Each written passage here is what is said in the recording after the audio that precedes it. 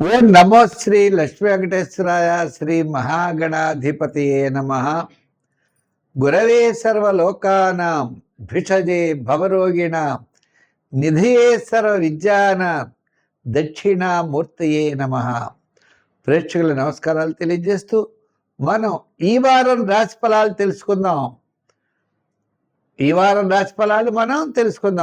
మరి తారీఖు జూలై 12 నుండి జూలై 18 వరకు గ్రహాల యొక్క పరిస్థితి చూసినట్లయితే వృషభ రాశిలో చంద్రుడు కుజుడు, అదేవిధంగా రవి బుధులు మిథున రాశిలో, కర్కాటక రాశిలో గురుడు, సింహరాశిలో శుక్రకేతువులు, అలాగే మీనరాశిలో శని, కుంభరాశిలో రాహు. అంటే చంద్రుడి యొక్క సంచారం మీకు వృషభ, మిథున, కర్కాటక, సింహరాశుల్లో ఈ వారం చంద్ర సంచారం ఉంటుంది. అయితే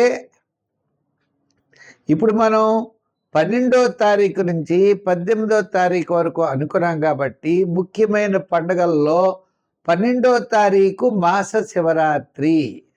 ఆ రోజు తప్పనిసరిగా పగలు ఉపవాసం చేసి సాయంకాలం వేళ మరి శివ దర్శనం చేసుకుని నక్షత్రాన్ని చూసి భోజనం చేసి పగలల్లా కూడా ఉపవాసం చేయడం, శివ దర్శనం, శివాభిషేకం చాలా విశేషమైన ఫలితాన్ని ఇస్తాయి. అంటే రాత్రి చతుర్దశి ఉన్నటువంటి రోజు 12వ తారీఖు కాబట్టి మాస శివరాత్రి వచ్చింది. ఇంకా సావిత్రి వ్రతము అని 14వ తారీఖు సావిత్రి వ్రతం అని ఒకటి ఉంది. ఈ సావిత్రి వ్రతం మరి వివాహం కానటువంటి స్త్రీలు కూడా ఈ సావిత్రీదేవిని పూజిస్తూ ఉంటారు.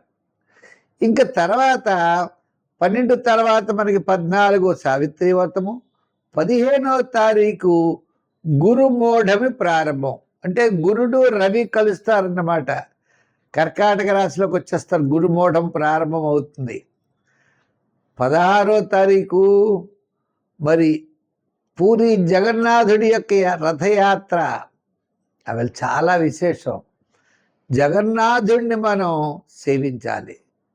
ఆ జగన్నాథుడు మన యొక్క సమస్తమైనటువంటి సంపదలు ఇవ్వడానికి లక్ష్మీ సమేతుడై ఉంటాడు.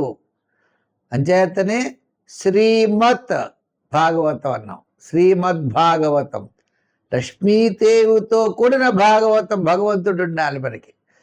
ఇప్పుడు తిరుమల వెంకటేశ్వర స్వామి కూడా ఆయన వక్షస్థలం మీద లక్ష్మీదేవి ఉంటుందట, కౌస్తుభమణి.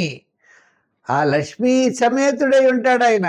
అంచేత అటువంటి ఆయన మనం పూజించాలి. కాబట్టి జగన్నాథుణ్ణి, జగత్తు ప్లస్ నాథ జగన్నాథ, జగత్తుకి నాథుడు అంటే ఆయనే దైవము, అటువంటి వాడు.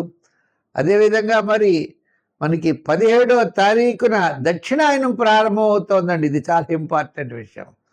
అంటే మకర రాశి నుంచి కర్కాటక రాశి వరకు ఈ యొక్క ఉత్తరాయణ పుణ్యకాలం కర్కాటక రాశిలో ప్రవేశించిన వెంటనే సూర్య భగవానుడు మనకి దక్షిణాయనం ప్రారంభం అవుతుంది. కాబట్టి 17వ తారీఖు నుంచి మనకి దక్షిణాయనంగా చెప్పారు. మళ్ళా ధనుర్రాశి, మకర రాశి, సంక్రాంతి వరకు ఈ కాలం అంతా కూడా ధనుర్రాశి మనం దక్షిణాయనంగా చెప్పుకోవాలి. అటువంటి విశేషం కలిగినటువంటి రోజులు.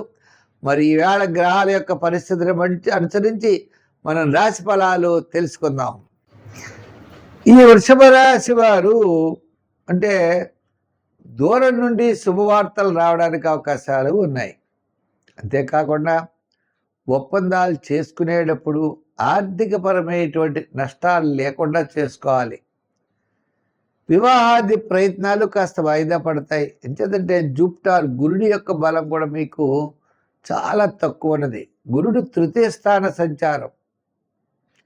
ఆత్మస్థైర్యం ఉండొచ్చు, ధైర్యం ఉండొచ్చు, కానీ కొన్ని ఒప్పందాలు చేసుకునేప్పుడు మాత్రం చాలా జాగ్రత్తలు తీసుకోవాల్సినటువంటి అవసరం ఉన్నది. బంధువులే మోసం చేయడానికి అవకాశం ఉన్నది. అటువంటిప్పుడు కొన్ని మనం అగ్రిమెంట్స్ విషయంలో, ఒప్పందాల విషయంలో, ఆర్థిక వ్యవహారాల విషయంలో వేగంగా ముందుకు వెళ్ళకూడదు. ఎంచేత తెలిసినవాడు, నమ్మినవాడే మోసం చేయడానికి అవకాశాలు ఉన్నాయి. కాబట్టి అటువంటి విషయాల్లో జాగ్రత్తలు తీసుకుని ముందుకు వెళ్ళడం మంచిది. వృషభ రాశి. ఈ వృషభ రాశి వారికి ఈ వారం చాలా అనుకూలమైనటువంటి ఫలితాలు ఉన్నాయి. మానసికమైన ప్రశాంతత ఉంటుంది. వార ప్రారంభం, వారాంతం, కార్యజయం, ఆర్థిక లాభాలు, ముఖ్యమైన వ్యవహారాల్లో యోగదాయకం. మరి రవి భగవానుడు తృతీయంలోకి ఎడుతున్నాడు. అతను అలాగే బుధుడు ద్వితీయంలో. మీ క్యాలిక్యులేషన్స్ చాలా కరెక్ట్గా ఉంటాయి. కొన్ని ముఖ్యమైన నిర్ణయాలు తీసుకుంటారు. ఆ నిర్ణయాల ద్వారా మీకు ఆర్థిక సర్దుబాట్లు జరుగుతాయి. ముఖ్యమైన వ్యక్తుల ద్వారా కొన్ని ఒప్పందాలు జరుగుతాయి. అంటే మానసికమైన ప్రశాంత వాతావరణం కాస్త కనబడుతోంది. అయితే శుభరూపమైనటువంటి ప్రయత్నాలు మాత్రం వాయిదా పడే అవకాశాలు ఉన్నాయి.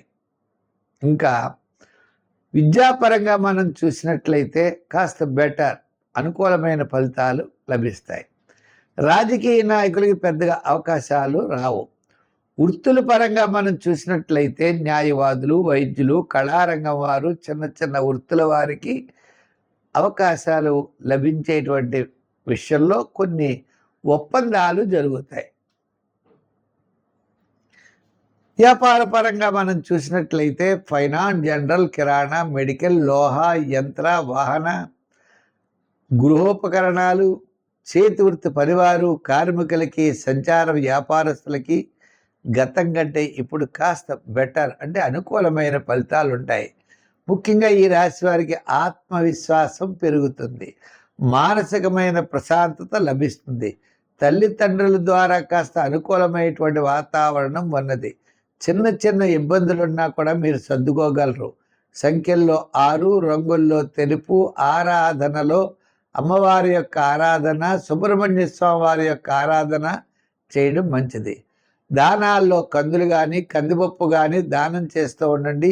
తప్పనిసరిగా మీరు విజయం సాధించగలుగుతారు. ఏదో నిప్పుల బాధలు అంటే అసంతృప్తిగా, లేజీగా, పనులు ఉత్సాహంగా చేయకుండా మనం కాలక్షేపం చేస్తూ ఉంటాం. ఇంచేత గ్రహములన్నీ కూడా స్తబ్దతగా ఉన్నప్పుడు విద్యార్థులు చేద్దాంలే అనుకుంటారు. రాజకీయ నాయకులకు అవకాశాలు ఉండవు. వృత్తుల వారికి కూడా ఈవేళ కాకపోతే రేపు కాదు ఎల్లుండాను అనుకుంటూ ఉంటారు. ఇన్ టైంకి వెళ్ళరు. వ్యాపార పరంగా కూడా అంతంత బద్ధకిష్టులుగానే ఉంటారు. అంటే మొత్తం మీద అంటే ఎందు గురించి ఇలా చెప్పాల్సి వచ్చిందంటే ఈ రాశి వారికి, ధనుర్రాశి వారికి ప్రస్తుతం అనుకూలమైన పరిస్థితులు ఎక్కడా కనపట్టలేదు. ఏదో వేళకి తిండి తింటారు. విద్యార్థులు అంతంత మాత్రంగా ఉన్నారు. రాజకీయ నాయకులు కూడా అంతే. అయితే మరి ఇటువంటి పరిస్థితుల్లో ఈ రాశి వారు మనం ఏం చేయాలి? గ్రహములు సామాన్యంగా ఉన్నప్పుడు నెగిటివ్గా మనం ఆలోచించకూడదు, పాజిటివ్గా ఆలోచించాలి. నేను చేయగలను అనే విల్ పవర్, ధైర్యం, మానసికమైన ఉత్సాహంతో ముందుకు వెళ్ళాలి. శ్రమ అయితే అవుతుంది. శ్రమలోనే ఆనందాన్ని పొందాలి. శ్రమాన్ని భయపడితే ఎలాగా? శ్రమలోనే ఆనందం. ప్రవాహానికి ఎదురు ఎదాలి, విజయం సాధించాలి. దీనికి నవగ్రహ ప్రదక్షిణ చెయ్యండి, నవగ్రహారాధన చెయ్యండి, శనికి నూనె పొయ్యండి, తైలాభిషేకాలు చెయ్యండి. సంఖ్యల్లో మీరు ఎక్కువగా 3 వాడండి, రంగుల్లో తెలుపు వాడండి. మంచి ఫలితాలు పొందగలరు.